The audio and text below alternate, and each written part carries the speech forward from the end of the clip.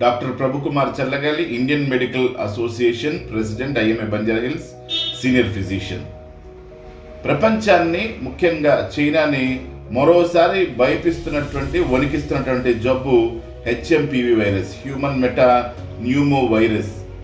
ఇది avian species లేదా ఏఎంపివి అంటాం, ఏవియన్ మెటా న్యూమో వైరస్. అయితే ఇది 2001లో నెదర్లాండ్స్లో ఫస్ట్ కనిపెట్టబడింది. ఆ తర్వాత ఈ స్పీషీస్లో ఏబిసిడి 4 రకాల గ్రూపులు ఉన్నాయి. ఈ గ్రూప్స్లో ముఖ్యంగా ఇప్పుడు చైనాని వణికిస్తుంది HMPV virus, human metapneumovirus. అయితే ఈ వైరస్లో కోవిడ్కి తరహాలాగానే, కోవిడ్ లాగానే జలుబు, దగ్గు, జ్వరం, ఊపిరితిత్తుల ఇన్ఫెక్షన్, ముఖ్యంగా చిన్నపిల్లలు, పసిగుడ్ల మీద ప్రభావం చూపిస్తుంది ఈ వైరస్. చిన్నపిల్లల మీద, 10 సంవత్సరాల లోపల ఉన్నటువంటి పిల్లలు, 12 సంవత్సరాల లోపల ఉన్న పిల్లల మీద. పెద్దవారిలో ఈ సమస్య బాగా పెరిగే అవకాశం ఉంది, ఊపిరితిత్తులు పాడైపోయే అవకాశం ఉంది, న్యూమోనియా వచ్చే అవకాశం ఉంది, ఊపిరితిత్తుల్లో నీళ్లు చేరేటువంటి అవకాశం ఉంది.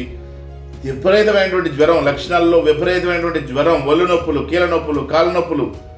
ఇదివరకు కోవిడ్లో ఏ విధంగా జ్వరాలు వచ్చినాయో విపరీతమైనటువంటి జ్వరాలు, ఆగని దగ్గులు, ఊపిరితిత్తుల్లో శ్వాస తీసుకోవడం కష్టం అవ్వడం, ఇలాంటి అనేకమైనటువంటి respiratory symptoms, lower respiratory tract infections, upper respiratory tract infections, ఇలాగ రకరకాలుగా వచ్చేటువంటి అవకాశం ఉంది.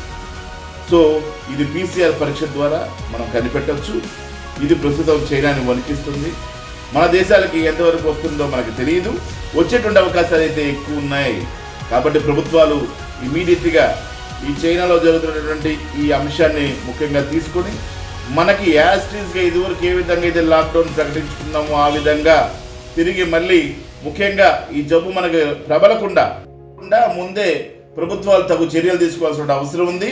ఎయిర్లైన్స్ దగ్గర మరి ఆపడం, అలాగే వాటర్ వేస్ నుంచి, చైనా నుంచి మనకు ఉన్నటువంటి సరఫరా కానీ, మనకు రకరకాల అంశాలని external affairs, minister of external, అదేవిధంగా అందరూ కూడా సమగ్రంగా దీని మీద దర్యాప్తు జరిపి ఇమీడియట్గా స్టెప్స్ తీసుకోవడం ద్వారా మనం తిరిగి ఈ కోవిడ్ బారినలాగా ఏదైతే ఇప్పుడున్నటువంటి ఈ హ్యూమన్ మెటా న్యూమో వైరస్ నుంచి బయటపడేటువంటి హెచ్ఎంపివి వైరస్ నుంచి బయటపడే అవకాశం ఉంటుంది. కాబట్టి ఇమీడియట్గా పూర్తిగా వీటి మీద కట్టుదిట్టమైనటువంటి చర్యలు తీసుకోవాల్సిన అవసరం ఉంది.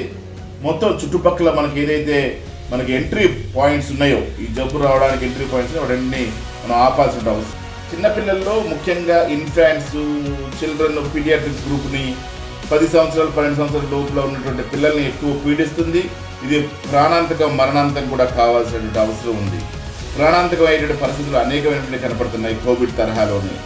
ఇదే కాకుండా పెద్దవారిలో ఇతర ఆరోగ్య సమస్యలు ఉన్నటువంటి వారిలో comorbid conditions like diabetes, hyper tension, HIV, TB, cancer లాంటి వ్యాధులు ఉన్నటువంటి వారిపైన కూడా ఇది ప్రభావం చూపిస్తుంది. మరింతగా ఎక్కువ ప్రభావం చూపించేటువంటి అవకాశం ఉంది.